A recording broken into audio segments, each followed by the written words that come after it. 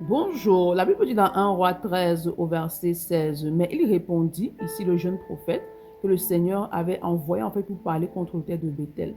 Mais il répondit, je ne puis ni retourner avec toi, ni entrer chez toi. Je ne mangerai point de pain, je ne boirai point d'eau avec toi en ce lieu-ci.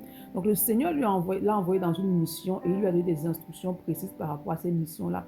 Mais il s'agissait les consignes, en fait, il devait les garder pour lui, en fait. Mais à chaque fois qu'on lui demandait quelque chose, il répétait ces consignes-là.